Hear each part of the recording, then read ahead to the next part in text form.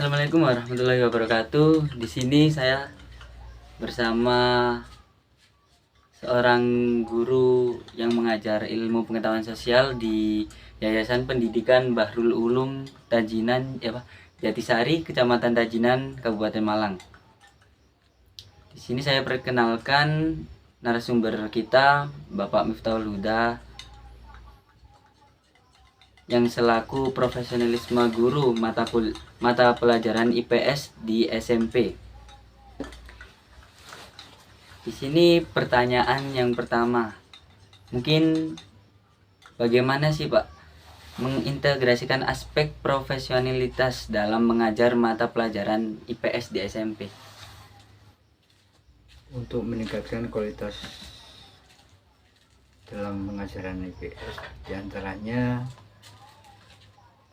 yang pertama, seorang guru melanjutkan jenjang lebih tinggi dalam belajar.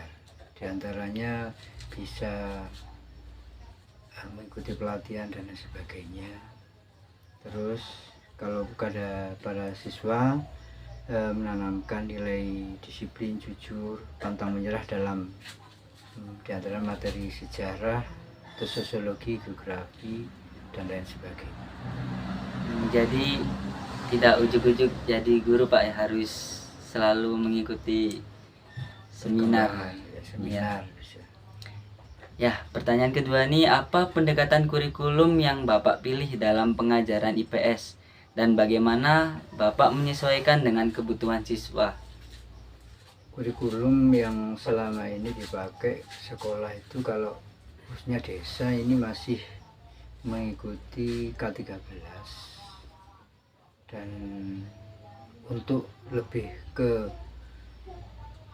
menuju ke kurikulum merdeka. Jadi perubahan dari K13 sekarang menginjak ke kurikulum merdeka yang mungkin dalam programnya pemerintah sesuai dengan program yang mungkin perubahannya ada tahap-tahap, sehingga mulai dari kurikulum 2004, kurikulum K13, dan mungkin sekarang pindahnya yang kurikulum merdeka. Jadi memang beda Pak ya di desa dengan di kota. Soalnya di kota kan sudah memakai kurikulum merdeka. Jadi untuk di Yayasan Bahrul Ulum sendiri masih belum ya. Kalau di Bahrul Ulum ini mulai perubahan dari K13 ke kurikulum merdeka. Untuk menyesuaikannya ya. Menyesuaikan. Nah, pertanyaan ketiga, bagaimana Bapak menilai efektivitas kurikulum saat ini dalam memenuhi tujuan pembelajaran IPS di SMP? Kalau efektivitasnya, kurikulum merdeka ini cukup efektif, meskipun ada beberapa kekurangan atau faktor penghambat dalam pelaksanaan yang dilaksanakan di masing-masing madrasah atau sekolah. Kekurangannya kira-kira apa Pak ya? Mungkin ada sekolah yang belum siap untuk memakai kurikulum tersebut. Mungkin sekolah lain ada yang sudah memakai. Jadi untuk kurikulum sendiri, otomatis sekolah nggak ujuk-ujuk langsung memakai Gurmer, karena ada beberapa tahapan-tahapan yang harus dicapai. Jadi mohon maaf nih teman-teman, karena tadi ada kendala di tengah-tengah podcast. Mungkin kita akan melanjutkan ke pertanyaan berikutnya. Dari sejauh mana teknologi telah menjadi bagian dari metode pengajaran Bapak dalam mata pelajaran IPS, dan apa nih kira-kira dampaknya terhadap keterlibatan siswa? Menurut saya metode pengajaran ini kalau berbasis teknologi ini sangat-sangat efektif, dan dampaknya bagi siswa pun lebih baik, karena dengan teknologi pengajaran itu lebih enak, dan mungkin ada beberapa hal yang harus dipilah-pilah antara yang negatif dan yang positif. Jadi di Yayasan Bahrul Ulum sendiri juga sudah sedikit menerapkan Pak ya masalah teknologi ini. Ya, sudah. Kalau masalah teknologi hubungannya dengan sosial itu, karena sangat luas masa teknologi ini untuk pengajaran IPS khususnya. Nah, pertanyaan selanjutnya, bagaimana Bapak mengelola tantangan dalam mengajar IPS dengan mempertimbangkan keberagaman siswa dalam kelas? Jadi di dalam kelas kan siswa tidak harus tidak hanya dari suku Jawa saja Pak, mungkin banyak siswa ini yang memiliki ciri khas khusus. Nah, ini bagaimana Bapak dalam mengelola pengajaran di dalam kelas ini?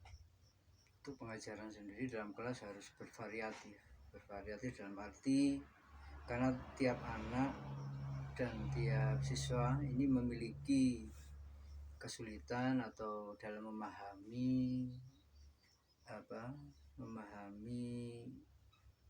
pengajaran, sehingga harus bervariatif sesuai dengan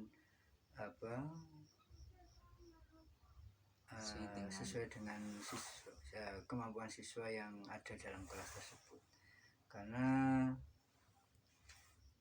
dengan bervariatifnya itu, kalau kurang adanya sarana prasarana yang dimiliki, akan pencapaiannya juga akan kurang dalam pengajaran tersebut. Jadi anak yang memiliki ciri khas khusus itu harus ditekankan untuk sangat diperhatikan Pak ya? Ya, sesuai dengan kemampuan, dan karena ada audio visual, ada yang visual, ada yang memang anak itu malas membaca, ada yang memang senang membaca dan anak senang mendengar dan lain sebagainya. Baik Pak. Lanjut ke pertanyaan berikutnya.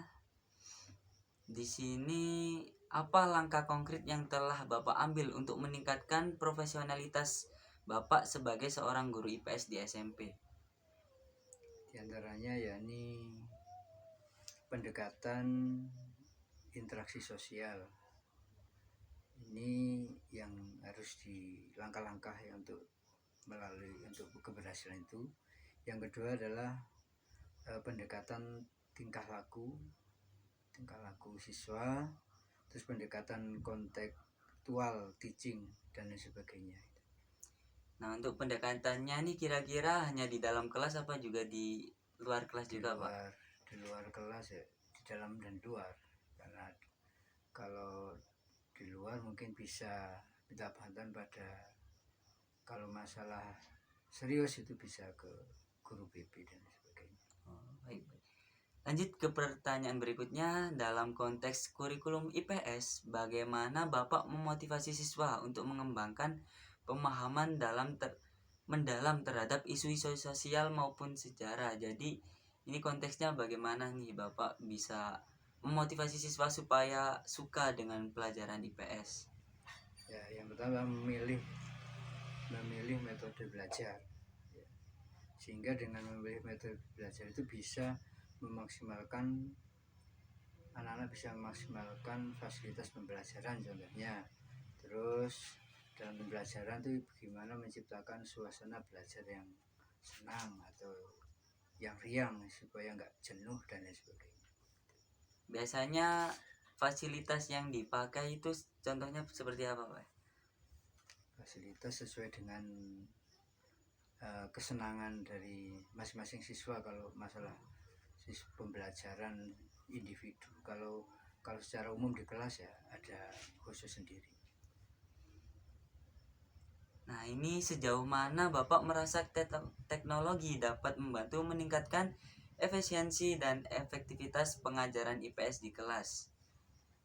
Mungkin dengan teknologi itu, maka pembelajaran saat ini lebih baik dan dalam meningkatkan efisiensi atau aktivitas belajar siswa, sehingga lebih membantu lah. Jadi sangat terbantu Pak ya. Jadi Yeah. Nah, ini yang selanjutnya, bagaimana Bapak menyesuaikan pendekatan pengajaran Bapak untuk mengakomodasi perubahan dalam kurikulum atau pedoman pembelajaran? Untuk perubahan sendiri, perubahan merupakan suatu yang alamiah ya. dalam kehidupan pasti akan mengalami perubahan lah dalam kehidupan manusia. Begitu juga dengan kurikulum. Kurikulum akan berubah sesuai dengan tuntutan zaman. Mungkin kurikulum di tahun-tahun ketika saya sekolah dulu sudah beda dengan kurikulum yang diterapkan pada saat ini. Mungkin seperti itu. Nah, pertanyaan terakhir nih. Bagaimana Bapak mengukur keberhasilan siswa dalam mencapai kompetensi IPS dan bagaimana teknologi mendukung proses penilaian Bapak? Jadi udah seberapa persen nih dengan alasan Bapak memakai alasan tersebut? Apakah sudah berhasil kira-kira kompetensi IPS pada masa sekarang terhadap keberhasilan siswa sendiri? Bagaimana Pak? Keberhasilan prestasi siswa itu diantaranya yang nggak terlalu mulu-mulu lah. Diantaranya kalau siswa kita nyatakan berhasil itu kalau pengetahuan dan wawasan siswa tersebut itu lebih luas dan lebih berkembang. Itu yang pertama. Untuk yang kedua, menemukan keterampilan dalam minat belajarnya, itu yang penting ya. Jadi ya gimana caranya keterampilan belajarnya itu dia menemukannya. Jadi kalau kita mengajarkan seperti ini, kalau anak minat belajarnya nggak ada, itu lebih sulit. Mungkin yang terakhir itu untuk keberhasilan siswa itu adalah memperoleh karakter. Kalau sekarang kan belajar yang berkarakter, Ya. Karakter itu gimana anak-anak di era zaman sekarang, di era zaman modern dan zaman akhir Ya. ini mempunyai karakter yang lebih Bersosial. baik, mempunyai sikap karakter yang lebih baik dan lebih berakhlak karimah. Mungkin itu aja. Ya, mungkin bisa kita tarik kesimpulan podcast pada kali ini bahwasanya hasil yang kita peroleh dengan narasumber Bapak Miftahul Huda, bahwasanya profesionalitas guru diperoleh dengan pengajaran-pengajaran maupun seminar-seminar yang akan terus dilakukan. Dalam hal itu akan ditemukan banyak sekali media-media ataupun fasilitas-fasilitas teknologi yang mungkin akan diterapkan kepada siswa. Karena kurikulum yang sudah diberikan oleh Bapak Menteri yang sekarang itu dirasa sudah sesuai dan dalam meningkatkan dan memotivasi siswa untuk menyukai pelajaran IPS. Mungkin itu saja. Sekian. Wassalamualaikum warahmatullahi wabarakatuh. Assalamualaikum warahmatullahi wabarakatuh.